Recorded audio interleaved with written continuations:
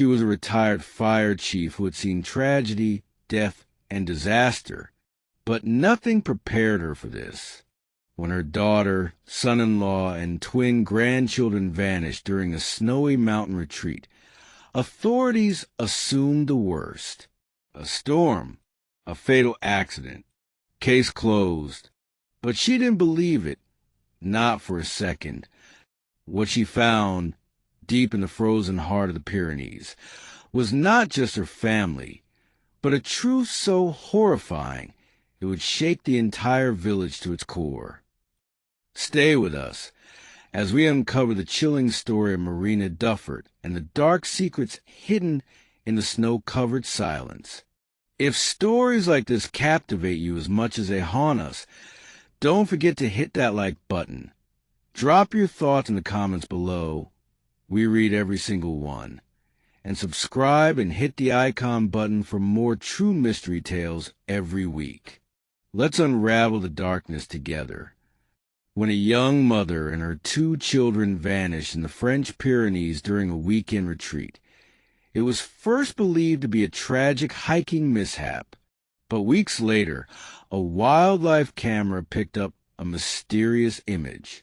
The grainy footage would change everything, sparking a relentless search led by a retired fire chief with everything to lose. What she uncovered in the icy wilderness would unravel a horrifying secret no one imagined. Marina Dufort has spent decades battling fire and disaster as Paris' first female fire battalion commander. At 65, she was supposed to be retired, spending her days tending her garden, writing memoirs, and playing piano in the quiet suburb of Montrouge. But the morning she received a call from the gendarmerie in Pau, all peace shattered. Madame Dufort, your daughter, Elodie Le Marchand, failed to check out from her lodge reservation in the Pyrenees. She, her husband Jonas, and their 2 children have not been seen in 5 days. Marina froze. Elodie was a photojournalist, a spontaneous spirit. Jonas, a mountain guide, careful, grounded. And Luke and Leah, her 7-year-old twins, full of life. Within hours, Marina was on a train to Pau. By nightfall, she was at the base of the Pyrenees, talking to local authorities. The snowfall had been sudden and fierce, they said. The roads to the trailheads had been closed.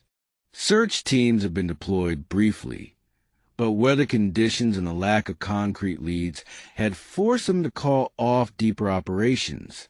We believe it to be a tragic accident, the sergeant had said. Marina refused to accept it.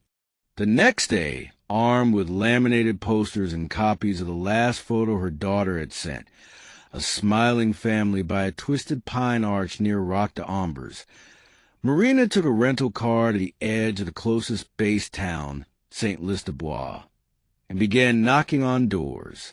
The locals were kind, sympathetic. They remembered seeing the family. Some recalled the twins, but no one had seen them since. By day 3, Marina began hiking the easier trails herself. On the 6th day of her personal search, Marina met Jean-Baptiste. He was in his 60s, tall, weathered, and dressed in hunter's garb. His French was peppered with Catalan. They met at a ranger station. He had noticed her posting flyers. "You are her mother?" he asked. Marina nodded. He invited her to tea. In his warm stone cabin near the valley ridge, he showed her his wildlife camera feed. He tracked boar and lynx for local conservationists. "I may have caught something you need to see," he said. And then it appeared. A woman in a bright red parka. 2 children wearing yellow and violet, moving slowly through the underbrush. Looking behind them, Marina's heart stopped. "That's Elodie.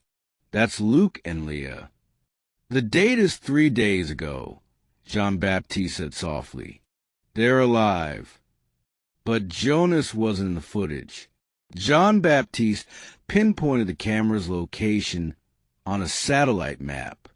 It was nearly 10 kilometers northeast, outside the official search radius. Too dangerous, the authorities had said. Marina didn't wait for permission. She thanked Jean-Baptiste, took a copy of the footage, and returned to her cabin, where she called the police. But they wouldn't send a search team until morning. That night, Marina packed. She dressed in her old fire rescue gear, thermal layers, waterproof jacket, compass, flare, emergency blankets. Before midnight, she slipped out of lodge and into the darkness. Snow crunched beneath her boots. Her breath fogged the air. Above her, the Pyrenees rose like silent giants, veiled in white. She followed the GPS, kept her headlamp low.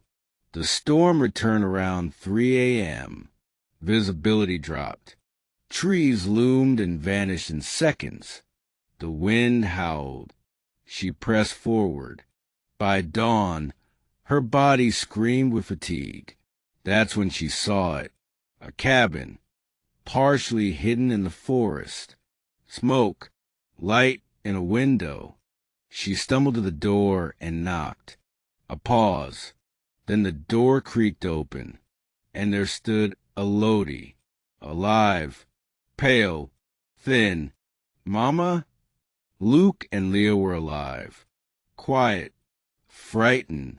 Jonas was missing. He left to find help, Elodie said.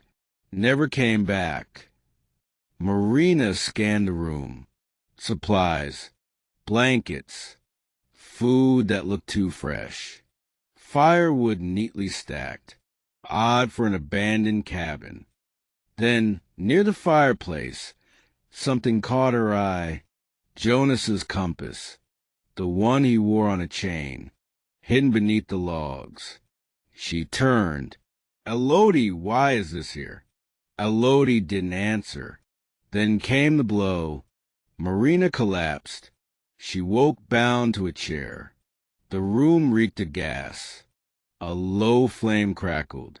She worked at the ropes, using a hidden boot knife to saw at the bindings. Flames licked across the floor. With a scream, she burst free and smashed through the window, shards of glass slicing her arms. She fell into the snow, crawled. The cabin exploded behind her. Then she heard it, a child crying. Marina limped toward the sound. Under a tree, she found Leah, her ankles swollen, her face streaked with tears. Maman said to stay. She took Luke, said, I'm not strong enough. Marina gathered her up and walked. They reached the lodge by late morning. Staff rushed to help. Medics arrived. Police, too.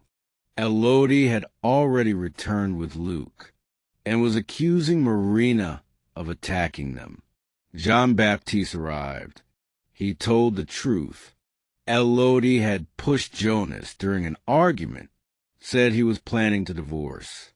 She wanted the insurance payout, promised Jean money to keep quiet. But guilt ate at him, and when she tried to blame him for the murder, he snapped. The police arrested Elodie. Luke was confused, protective of his mother. Leah underwent surgery. Marina stayed at their side. She promised to raise them, tell them the truth gently over time. At Jonas' memorial, she spread his ashes near the same twisted pine he loved. As the seasons changed, Marina's cabin filled with laughter again. Luke and Leah drew pictures, played music, reclaimed childhood. And Marina, the woman who once led battalions into fire, faced her greatest challenge, raising her grandchildren with truth, love, and strength. In the quiet of dusk, she often whispered to the mountains, You didn't take them. She did, and I brought them home. The trail wasn't over, but they were walking it together. Marina Dufort walked into the mountains hoping to find answers. What she found instead was betrayal, survival, and a chance to rewrite the ending. Her daughter may have chosen a path of darkness, but Marina chose to lead her grandchildren into the light. Some stories don't end where they should. Some stories are rescued, one painful step at a time. And in the end, justice didn't come from a courtroom. It came from a grandmother's unshakable will to protect what was left of her family. If this story moved you, shocked you, or left you speechless, let us know in the comments. We want to hear your thoughts. Don't forget to like the video. And if you haven't already, hit that subscribe button. More chilling true stories drop every week. Only here.